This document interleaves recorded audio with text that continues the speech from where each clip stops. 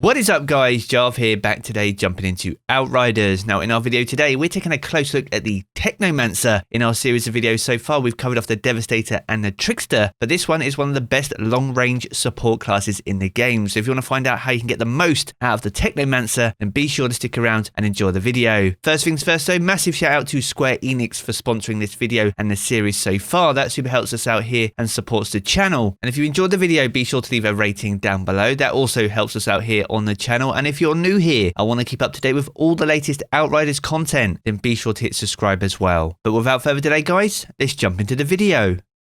Now, if you haven't had the opportunity to jump into Outriders just yet, there is a link in the video description down below that has all the details you need before jumping into Enoch. Now, the link down below has all the information about the demo, what you get to play, all the classes that you get to play, but also all the customization and loot that you can carry over into the final version of the game. So any progress that you make in the demo is not lost. If anything, it will put you on the front foot when the game launches on the 1st of April. Now, to give you guys a bit of an overview, Outriders is an RPG shooter with brutal powers and intense action. There's a lot of deep RPG elements and mechanics and a compelling story set in the dark sci-fi world of Enoch. Now, the Outriders demo is available right now entirely free and comprises of the first few hours of the game, which launches on the 1st of April 2021. Now, in terms of platforms, it is coming to PC, Xbox Series S and X, Xbox One, PlayStation 5 and PS4 with full crossplay enabled too, so you get a chance to play with your friends anytime, anywhere,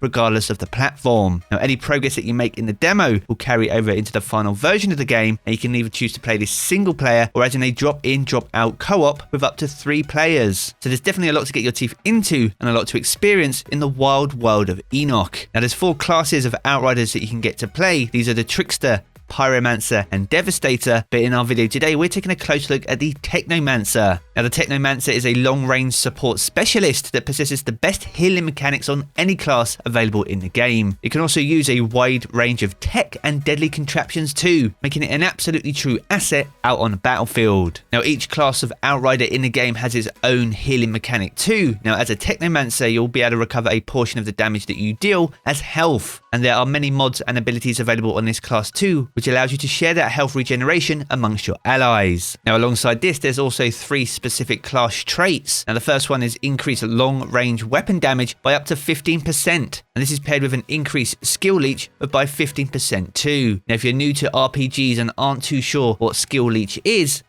a bonus attribute. So this heals you for a percentage of the damage that you deal by a skill. And the third and final class trait is increased to weapon leech by 15% as well. Now, weapon leech is also a bonus attribute, and this heals you for a percentage of the damage that you deal by a weapon. So whether you're using your abilities or the weapons directly to kill your combatants, you'll be able to regenerate your health regardless of what you use. Now, alongside all this though, each class also has up to 8 class skills too, 4 of which are available inside the demo, giving you good hands-on time with some of the most powerful abilities in the game. Now, we'll be using 3 of these 4 abilities to make our build today. Now, the first one is called Cryo Turret, and this is a gadget and turret type ability. Now, with this, you get to place an automated turret that deals damage and inflicts freeze onto enemies. Now, the turret's health depletes slowly over time and when it takes damage too. Now, freeze is a temporary status effect which immobilizes your enemy and means they're unable to perform any actions at all. So using this as the opening method of attack can put you massively on the front foot going into encounters. Now, the Cryo Turret has a cooldown of 24 seconds, and if you can time it right, you can have your next Cryo Turret available before your current one has even left the battlefield. Now, this puts you in a position to repeat the Cryo Turret over and over again, and if you've got a massive wave of ads in particular, then it allows you to pin them down for you and your fire team.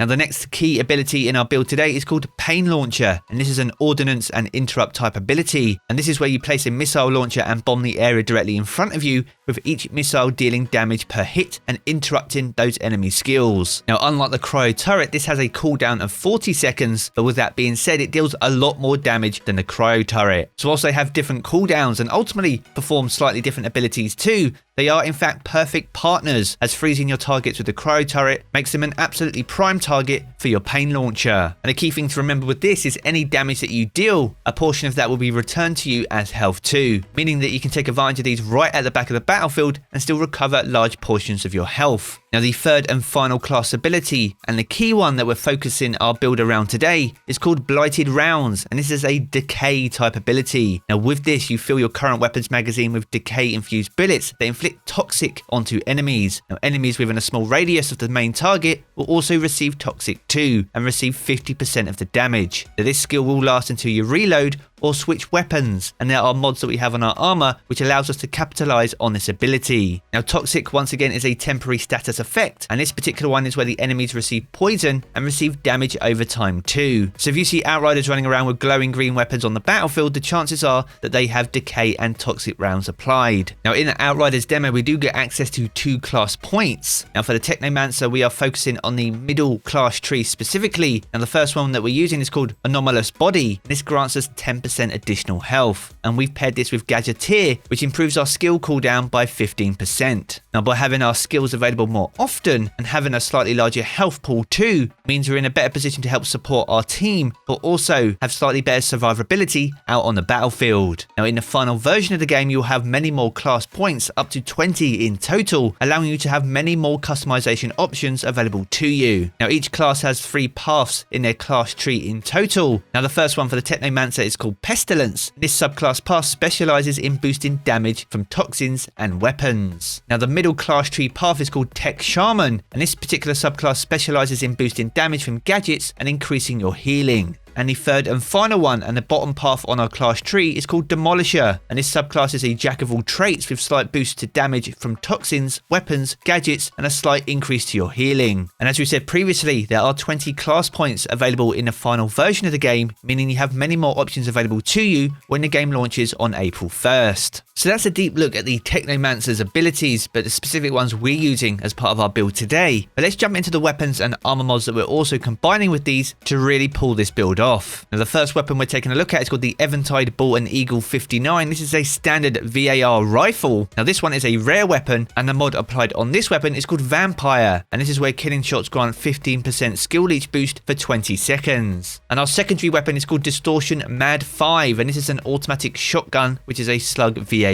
Now once again this is also a rare weapon, and this also has Vampire as a perk where killing shots grant 15% skill leech boost for 20 seconds too. Now the reason we have the same mod apply on each weapon is to make sure we're getting as much skill leech back as we possibly can. This keeps us in the fight for longer and allows us to capitalize on our abilities more often, which as a Technomancer with some pretty insane gadgets is absolutely key out on the battlefield. Now to support these weapons and the mods we're using, we have a piece of headgear here called Wraith's Mask. Now the mod here is called Initial Blast, and this is for our pain launcher, and this causes a small explosion dealing 100 damage within a 5-meter radius when the skill is activated, meaning that our pain launcher is much more deadly than it already is. And if those targets are frozen too, then it really allows us to capitalize on that pain launcher's ability. Next up we have our upper armor, and we have the reinforced mantle here, and we have a mod called No Pain, No Gain, and this is for our blighted rounds specifically. Now a lot of mods on our armor will be specifically focused on the blighted rounds from here on out, and this is to make sure we can deal as much damage as possible, as often as possible, and the more damage we can deal and combatants we can defeat, which means we'll get much more health back, not just for us but also our allies. Now the No Pain, No Gain mod, when the skill ends, 40% of the damage dealt by the skill will be returned to us as health, and this is spread equally among our allies. So unlike any other class available in the game, the Technomancer has the ability to re-heal your team, and this mod really allows us to lean into that, helping not just keep us but also our teammates in the fight for longer. Next up we have our lower armor, and we have the Vagrant's trousers here, and the mod on these are called Spare Mag. Once again these are for blighted rounds too. Now the skill is effective for 1 additional magazine before triggering the cooldown. So whereas blighted rounds would normally be only available for 1 magazine, this mod allows us to use it for 2. Now this is twice as nice, meaning we'll get twice the benefit from blighted rounds. Moving on to our gloves, we have the Warden's gloves here, and the mod on here is called Trick Up the Sleeves, once again for blighted rounds. Now while the skill is active, killing shots grant you 30% extra bullets in your magazine. So not only are we now getting 2 magazines as a result of our trousers, we're also having the ability to overload our magazines too,